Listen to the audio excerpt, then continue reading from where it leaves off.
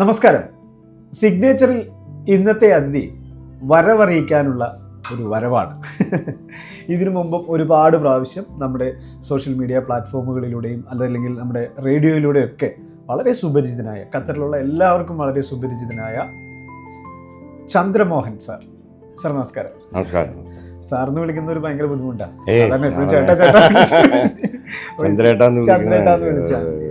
അപ്പൊ ചന്ദ്രേട്ട ഒരുപാട് സന്തോഷമുണ്ട് വീണ്ടും ചന്ദ്രേട്ടനെ ഹോസ്റ്റ് ചെയ്യാൻ സാധിച്ചതിൽ.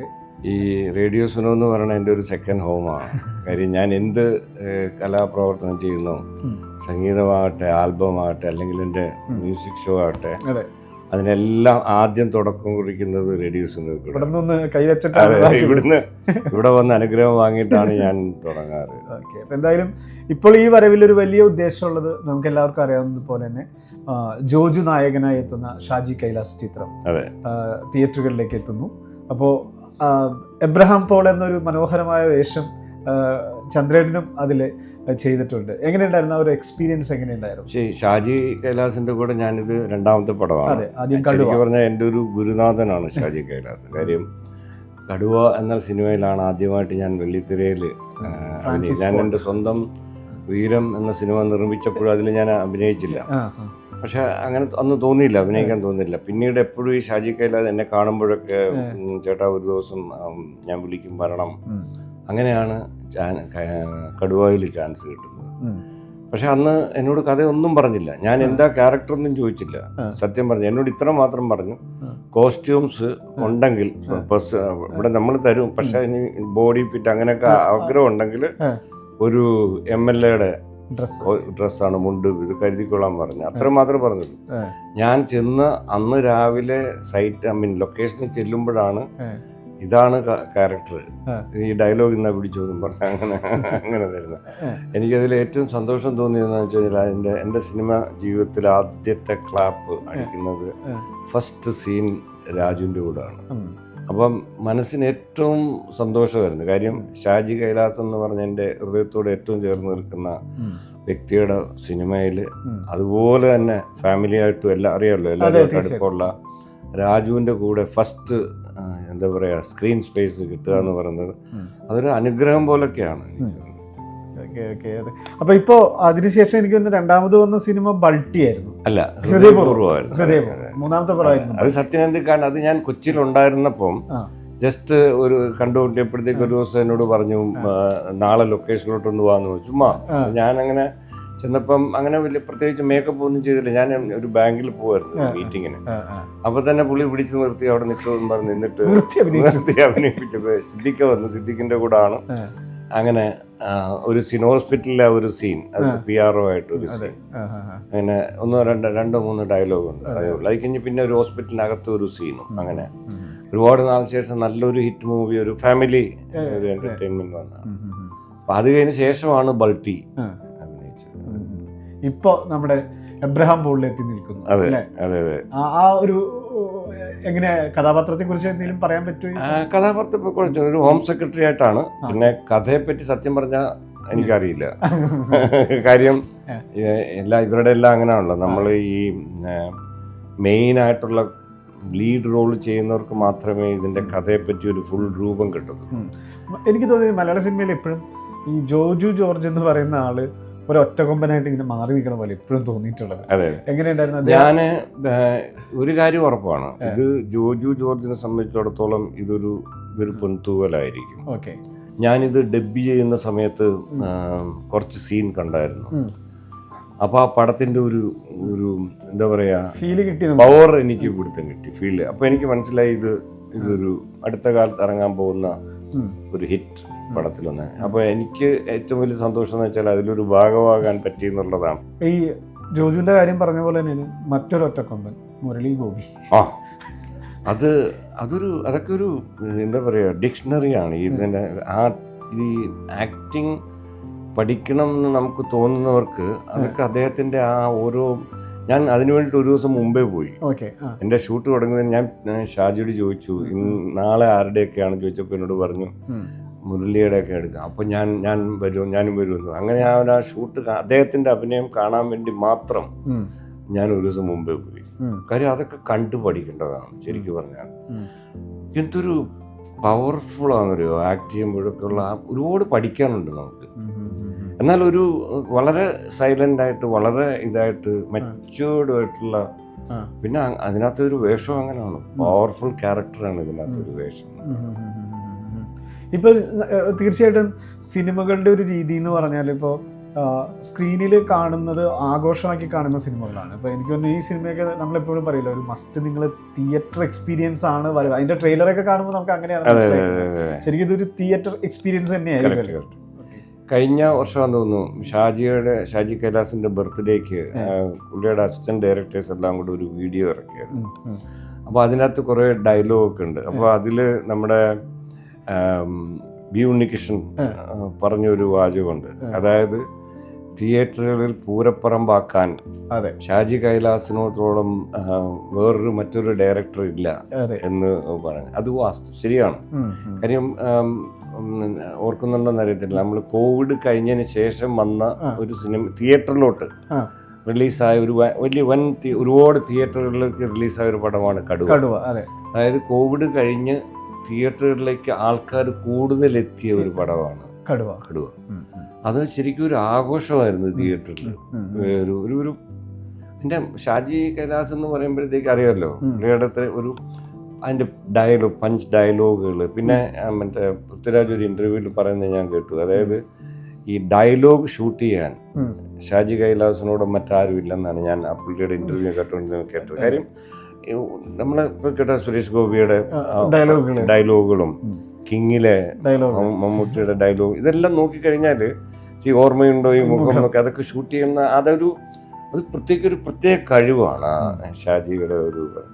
അപ്പം എന്നെ സംബന്ധിച്ചിടത്തോളം എങ്ങനെയാണെന്ന് വെച്ചാൽ ഇങ്ങനെയുള്ള ഇത്രയും വലിയൊരു ആൾക്കാരുടെ പടത്തിലൊക്കെ ഒരു സീനാണെങ്കിലും അഭിനയിക്കാൻ പറ്റുക എന്ന് പറയുന്നത് എന്നെ സംബന്ധിച്ചിടത്തോളം അതൊരു ഭാഗ്യമാണ്. സത്യമാണ്.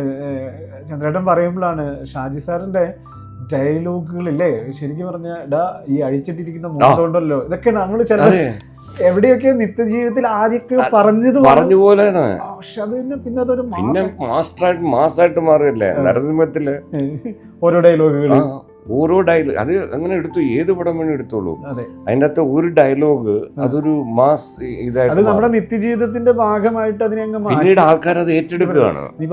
കോളേജിലാണെങ്കിലും മറ്റേ ഇവിടെ ആണെങ്കിലും നീ പോകണമെന്ന് ദിനേശാന്ന് പറയുന്നത് എനിക്ക് തോന്നുന്നത് അത്രയും ഹിറ്റായ ഒരു ഡയലോഗ് ഉണ്ടെന്ന് എനിക്ക് തോന്നുന്നില്ല. ഇതുപോലെ ഉണ്ടെന്ന് തോന്നുന്നു. ഇല്ല. എന്തായാലും വലിയ ചിത്രത്തിന്റെ ഭാഗമായി ബൾട്ടി OTT വരുന്നുണ്ടല്ലേ?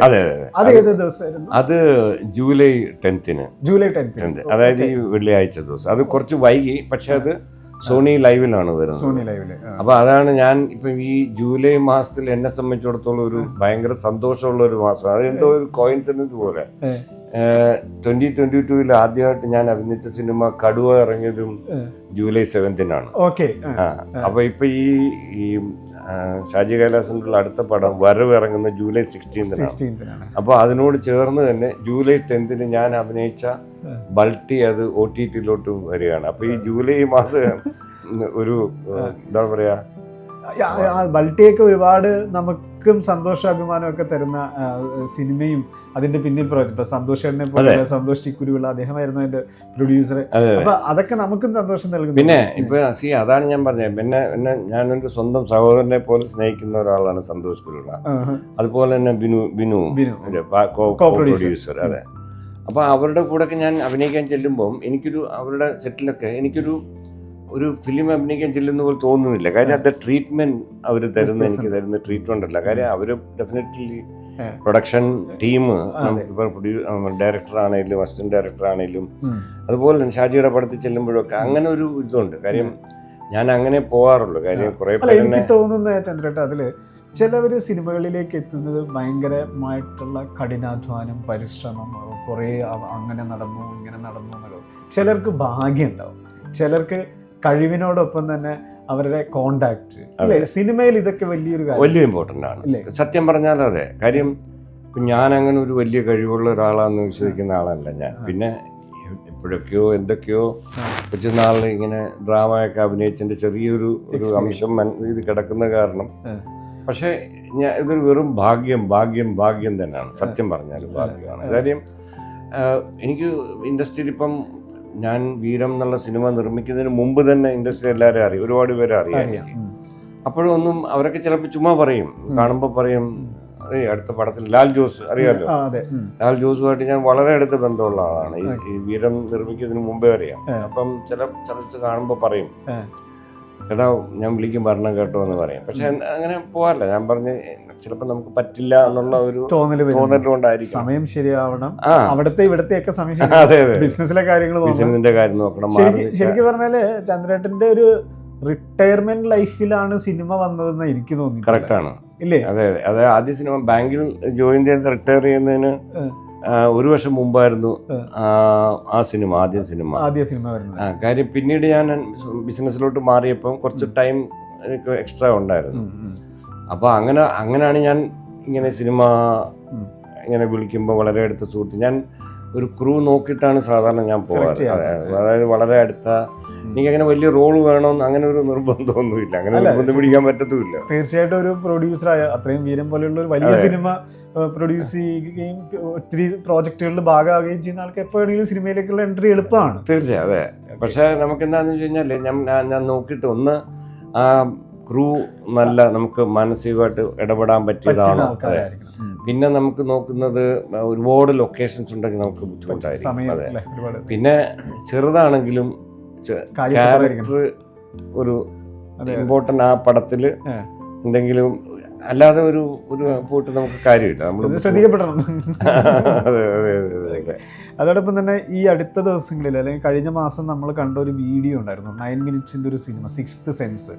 അതിപ്പോ അറബിക്കിലേക്കൊക്കെ ട്രാൻസ്ലേറ്റ് ചെയ്ത് അത് എന്താ വെച്ച് കഴിഞ്ഞാൽ അതിന്റെ ഒരു കഥ എൻ്റെ ഡയറക്ടർ കൊണ്ടുവന്നപ്പം എനിക്ക് ഇത് വായിച്ചു നോക്കിയപ്പോൾ നല്ലൊരു മെസ്സേജ് ഉണ്ട്. അത് കണ്ടായിരുന്നല്ലോ.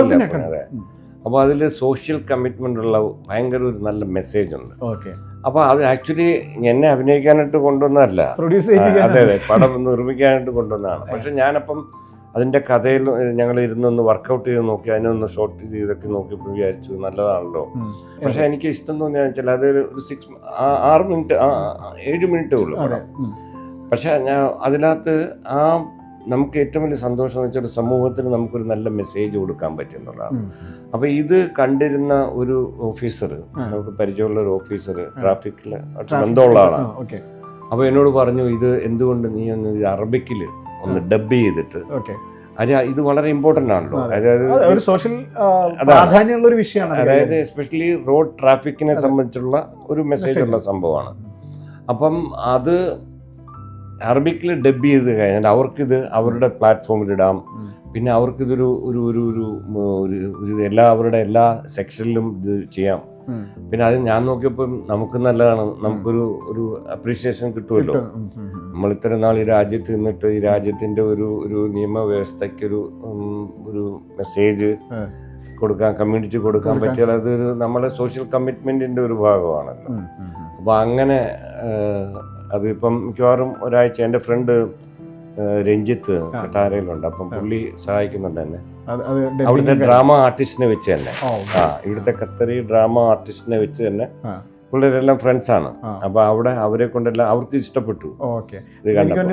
കുറച്ചുകൂടി ആളുകളിലേക്ക് എത്താനുള്ള സാധ്യതകൾ കാര്യം, അതായത് എൻ്റെ ഫ്രണ്ട് ഇത് പറഞ്ഞത് ഇദ്ദേഹം ഇവിടെ ഖത്തറിലെ ഇതിലിട്ട് കഴിഞ്ഞ ശേഷം ഇത് GCC-ലോട്ടും കൂടെ പോവാം. അതാണ് എന്തായാലും അതൊരു ഭംഗിയായി, അത് ഈ പറഞ്ഞ പോലെ അത് പറയാൻ വന്ന ആൾ എന്താണോ പറയാൻ കഥയിൽ ഉദ്ദേശിച്ചത് അതിൽ നിന്ന് ചന്ദ്രേട്ടൻ മനസ്സിലേക്ക് എടുത്തത് എന്തായാലും ആളുകളിലേക്ക് എത്തി. സോഷ്യൽ കമ്മിറ്റ്മെന്റ് കാണിക്കാൻ അനാവശ്യമായിട്ടുള്ള ഒരു സീനും ഇല്ല, ഒരു സീനും ഇല്ലാതെ വളരെ ക്രിസ്പായിട്ടാണ് നമ്മൾ എടുത്തിരിക്കുന്നത്, ഒരു ലാഗ് ഇല്ലാതെ. പിന്നെ അതിൻ്റെ അകത്തൊരു സസ്പെൻസ് ആണ് ശരിക്കും പറഞ്ഞാൽ. സിക്സ്ത് സെൻസ് എന്ന് പറയുന്ന പേരിനെ അന്വർത്ഥമാക്കുന്ന ഒരു സിനിമ തന്നെയാണ്. അതെ, അതൊരു ലാസ്റ്റ് ഐ തിങ്ക് 80% വരുന്നവരെ ആൾക്കാർക്ക് മനസ്സിലാവത്തില്ല അത് എന്താണെന്ന്, എവിടേക്കാണ് പോകുന്നത്. അതിലാണ് അതിന്റെ ഡയറക്ടറുടെ ബ്യൂട്ടി. ഇതില് ഞങ്ങളിപ്പോ അത് 2-3 ഫിലിം ഫെസ്റ്റിവലിലോട്ട് അയച്ചിട്ടുണ്ട്. ഒന്ന് ഫെഫ്ക, കേരളത്തിലെ ഫിലിം ഡയറക്ടേഴ്സിന്റെ അവരുടെ ഒരു ഷോർട്ട് ഫിലിം ഫെസ്റ്റിവൽ ഉണ്ട്, അതിലോട്ട് അയച്ചിട്ടുണ്ട്. അങ്ങനെ 1-2 എണ്ണത്തിലോട്ട് അയച്ചിട്ടുണ്ട്. കാര്യം നമുക്കിതൊരു എല്ലായിടത്തോട്ടും സ്പ്രെഡ് ചെയ്യാൻ പറ്റിയാല് ആ ഒരു കണ്ടന്റിന് കാലം എങ്കിൽ ദേശം എവിടെയാണെങ്കിലും അത് കറക്റ്റാണ്. അതെ, വേൾഡിൽ എവിടെ ഞാൻ അതിനകത്ത് എന്താണോ പറയാൻ ഉദ്ദേശിച്ചത് അത് വേൾഡ് വൈഡ്. അപ്പൊ എന്താന്ന് വെച്ച് കഴിഞ്ഞാല് അതിനകത്ത് ഞാൻ പറയാൻ ഉദ്ദേശിച്ചതെന്ന് വെച്ചാൽ നമ്മൾ വണ്ടി ഓടിക്കുമ്പം ലഹരി പദാർത്ഥം ഉപയോഗിച്ചിട്ട് വണ്ടി ഓടിക്കാൻ പാടില്ല. പിന്നെ വാഹനം ഓടിക്കുമ്പോൾ ഫോൺ ഉപയോഗിക്കാം, മൊബൈൽ ഉപയോഗിക്കാൻ പാടില്ല. ഇതാണ് രണ്ടെണ്ണം മെസ്സേജ്. ഇത് വേൾഡിൽ എല്ലായിടത്തും ഇത് ഉള്ള നിയമമാണ്. അപ്പൊ അതൊരു രാജ്യത്തിനെയോ അല്ലെങ്കിൽ ഒരു ദേശത്തിനെയോ ഒരു കാലഘട്ടത്തിനെയോ ഒന്നും ബാധിക്കുന്നില്ല. ഇതെപ്പം ഏത് രാജ്യത്ത് ലോകത്തിലുള്ള എല്ലാ രാജ്യങ്ങൾക്കും ഈ നിയമം ബാധകമാണ്. അപ്പൊ അവിടെ നമ്മളൊരു അവയർനെസ് കൊടുക്കാൻ ഈ ഒരു പടത്തിൽ കൂടെ, അതായത് ഇതിന് ഇംഗ്ലീഷ് സബ് ടൈറ്റിലും ഉണ്ട്. അപ്പം നമ്മൾ ഇതും കഴിഞ്ഞിട്ട് ഇപ്പം അറബിയിലോട്ട് വന്നു കഴിഞ്ഞാല് GCC കൺട്രീസിലും പിന്നെ മറ്റേ ഇംഗ്ലീഷ് സബ് ടൈറ്റിലുള്ള ബാക്കി യൂറോപ്യൻ ഫെസ്റ്റിവലിലോട്ടൊക്കെ നമുക്ക് അയക്കാൻ പറ്റും. ഒപ്പം തന്നെ ചന്ദ്രേട്ടൻ്റെ പോസ്റ്റുകളിലും എഴുത്തുകളിലും ഒക്കെ കുടുംബ ബന്ധങ്ങളെ കുറിച്ചുള്ള എഴുതുന്നത് വായിക്കാൻ തന്നെ ഒരു നല്ല രസമാണ്. അതിൽ അമ്മയെക്കുറിച്ചുള്ള ഒരു പാട്ടും അതിൻ്റെ മനോഹരമായ ഒരു റിലീസിങ്ങും കാര്യങ്ങളും ഒക്കെ ഉണ്ട്. എല്ലാവരും ഏറ്റെടുക്കുകയും ചെയ്തു. അത് ആ അമ്മ എന്നുള്ള കാര്യം ഞാനത് ഇവിടെ ഈ തിയേറ്ററിലൊരു പ്രീമിയർ ഷോ വെച്ചിരുന്നു. ഇത് രണ്ടും കൂടെ, അതായത് ഈ ഷോർട്ട് ഫിലിമും മറ്റേ അമ്മ എന്ന ആൽബവും കൂടെ. അപ്പോൾ അത് ഞാൻ വർഷങ്ങൾക്ക് മുമ്പ് എഴുതി വെച്ചിരുന്നതാണ്. അമ്മ നഷ്ടപ്പെട്ടതിന് ശേഷം വർഷങ്ങൾ എഴുതി വെച്ചിരുന്നതാണ്. പക്ഷെ അത് എപ്പോഴെങ്കിലും ഒരു വീഡിയോ ആയിട്ട് എടുക്കണം. പക്ഷെ അതൊരു വീഡിയോ ഷൂട്ട് ചെയ്യുമ്പോൾ അതൊരു ഞാനിരുന്ന് പാടുന്നതായിട്ടൊക്കെ വരുമ്പോൾ അതൊരു ക്ലീഷ ആയിപ്പോവും. അപ്പോൾ അങ്ങനെ എൻ്റെ ഫ്രണ്ട് അശോകൻ ട്രിവാൻഡ്രത്തുള്ള, അപ്പോൾ അശോകൻ പറഞ്ഞു നമുക്കൊരു കാര്യം ചെയ്യാം, ഇതൊരു AI-ൽ നമുക്കൊരു ലിറിക്കൽ വീഡിയോ ആയിട്ട് ചെയ്യാം എന്ന് പറഞ്ഞു. അങ്ങനെ പുള്ളി തന്നെ എൻ്റെ അമ്മയുടെ പടം 2-3 വാങ്ങി.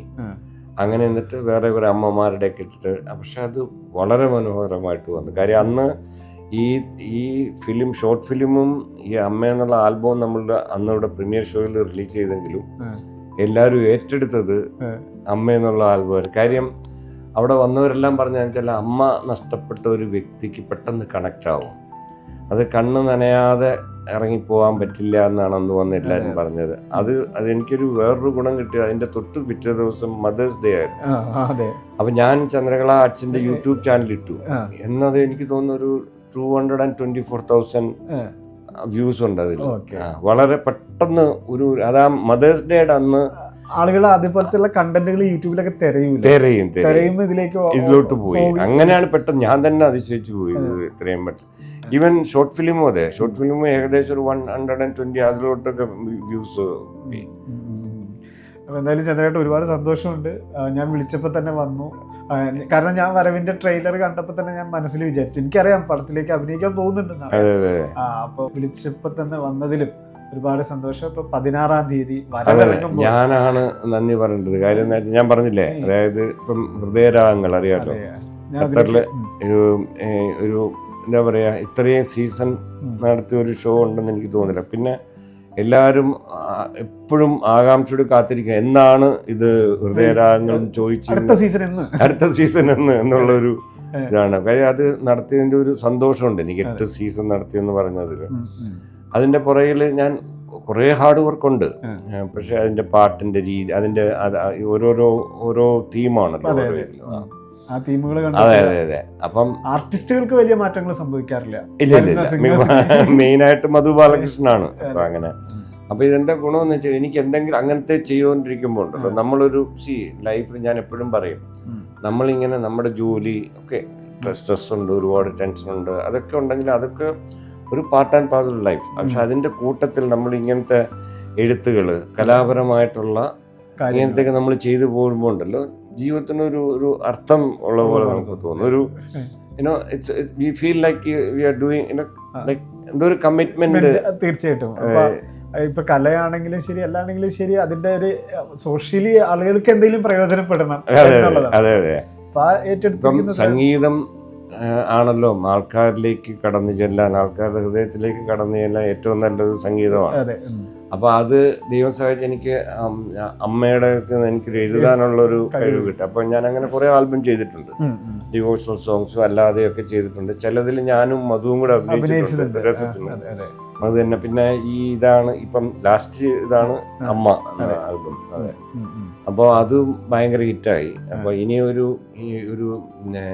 പി ജയചന്ദ്രൻ മരിക്കുന്നതിന് മുമ്പ് അദ്ദേഹം ഞാൻ എഴുതി വെച്ചൊരു പാട്ട്, അത് നമ്മുടെ ബാലമുരളി, അപർണ ബാലമുരളിയുടെ അച്ഛൻ ബാലമുരളി ആണത് സംഗീതം ചെയ്തത്. അങ്ങനെ എനിക്കൊരു വലിയ ആഗ്രഹമായിരുന്നു ചേട്ടനെ കൊണ്ടൊരു പാട്ട്, അത് സാധിച്ചു. പക്ഷെ അദ്ദേഹം മരിക്കുന്നതിന് ഒരു മാസം മുമ്പ് ഇത് എഴുതി. പക്ഷെ അത് റെക്കോർഡ് ചെയ്ത് വെച്ചിരിക്കുകയാണ്. അപ്പോൾ ഇനി എൻ്റെ ഒരു അടുത്ത പ്രോജക്റ്റ് ഇപ്പോൾ ഉടനെ ഇല്ല, നാട്ടിൽ എപ്പോഴെങ്കിലും വെച്ച് അത് നാട്ടിൽ തന്നെ ഷൂട്ട് ചെയ്യണം. ഒരു ഇത് അതാണ് ഇനി എൻ്റെ ഒരു കാര്യം. ജയേട്ടൻ എന്ന് പറഞ്ഞാൽ അറിയാലോ, എത്രയോ അദ്ദേഹം തന്നെ മനോഹരമായിട്ട് പാടിയിട്ടുണ്ട്. അപ്പോൾ അതാണ് ഇനി ഒരു അടുത്ത പ്രോജക്റ്റ്. പിന്നെ ഈ ഞാൻ നേരത്തെ പറഞ്ഞ പോലെ ഈ ജൂലൈ മാസം എന്ന് പറഞ്ഞത് ഇപ്പം 10-ാം തീയതി ബൾട്ടി റിലീസാവുന്നു OTT-യിൽ. പിന്നെ അത് കഴിഞ്ഞാൽ അതിൻ്റെ അടുത്ത ആഴ്ച തിയേറ്ററിൽ. അപ്പൊ ഇതെല്ലാം കൊണ്ട് ഒരു മൊത്തം ഒരു സന്തോഷം. അല്ല, ഇതിലൊരു കാര്യം കൂടെ ചോദിക്കാനുണ്ട്. ശരിക്കും ഖത്തർ കാത്തിരിക്കുന്ന ഹൃദയരാഗങ്ങൾ എന്നാണ്?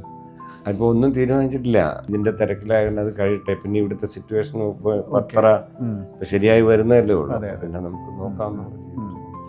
എന്തായാലും വരാനിരിക്കുന്ന ചിത്രങ്ങളും മറ്റേതെങ്കിലും സിനിമകൾ? അതെ, 2 സിനിമ കമ്മിറ്റ് ചെയ്തിട്ടുണ്ട്. അപ്പോൾ ഈ വർഷം ഒന്ന് മിക്കവാറും മിഡ് കഴിഞ്ഞിട്ട് ഒരു ഓഗസ്റ്റ് കഴിഞ്ഞിട്ട് സ്റ്റാർട്ട് ചെയ്യുന്നതാണ് തോന്നുന്നത്. പിന്നെ ടുവേഴ്സ് ദി എൻഡ് ഉണ്ട്. അങ്ങനെ 2 ഇപ്പം പറഞ്ഞു വെച്ചിരിക്കുന്നത് ഓൾമോസ്റ്റ്. എനിക്ക് പിന്നെ അങ്ങനെ ഒരു ഡീല് സൈൻ ചെയ്യുക അങ്ങനൊന്നും വേണ്ടല്ലോ. അവരെ വിളിക്കുക, ചെല്ലുക, അല്ലാതെ നമുക്ക് ഇതൊരു കോൺട്രാക്ട് സൈൻ ചെയ്യുക അങ്ങനത്തെ പരിപാടിയൊന്നും ഇല്ലല്ലോ.